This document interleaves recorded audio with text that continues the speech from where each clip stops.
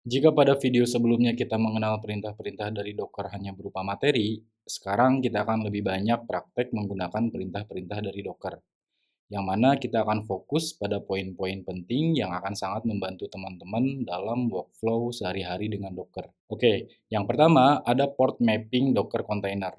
Terus kemudian pada poin kedua itu ada run Docker container in background atau menjalankan Docker container di background layer. Kemudian yang ketiga ada debugging running Docker container. Nantinya kita akan mendebug container Docker yang sedang berjalan. Kemudian pada poin keempat itu ada Docker tags and digest. Kemudian yang kelima ada slim image and alpine image. Oke, sekarang kita akan masuk ke poin pertama, yaitu port mapping Docker container. Di sini kita akan menggunakan Image Engine X untuk menjalankan sebuah container.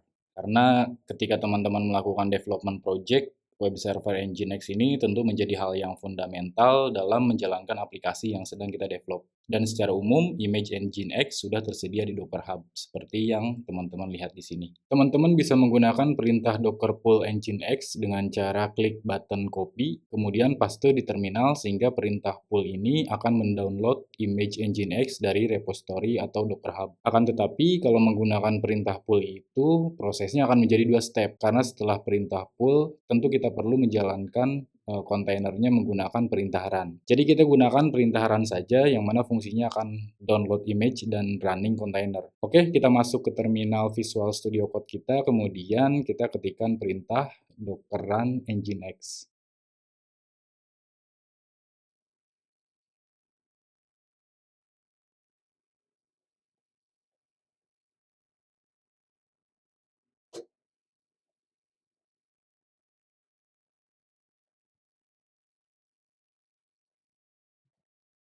Di sini kita download Image Engine X dengan versi terbaru yaitu versi 1.27.5. Kemudian kita cek di Docker Desktop. Jika kita merefer ke Desktop Manager, Image Engine X sudah ke-download. Dan kontainer miliknya Image Engine X juga sudah tersedia. Oke, kemudian kita cek di browser dengan mengetikkan URL localhost.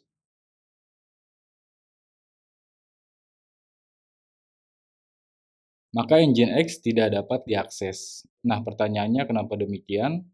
Karena setiap kontainer itu diisolasi dari network host atau lokal komputer kita.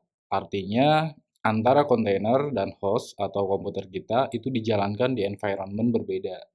Nah, jika teman-teman ingin mengakses aplikasi Container Engine X dari browser di komputer host teman-teman, maka kita perlu melakukan yang namanya port mapping atau port forwarding ya. Nah, ini seperti membuat bridging antara port di network host atau komputer lokal teman-teman ke port di dalam network container. Untuk itu, kita perlu menambahkan option minp untuk mendefinisikan port mapping. Jadi kita balik lagi ke terminal Visual Studio Code kita, kemudian ini kita close saja.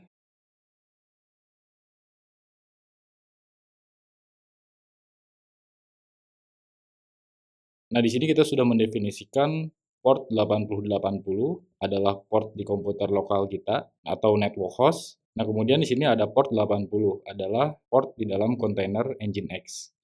Jadi ketika teman-teman mengakses localhost 8080 di browser, Docker akan meneruskan permintaan itu ke port 80 di dalam kontainer Nginx. Nah, kita langsung saja cek di browser dengan mengetikkan localhost 8080.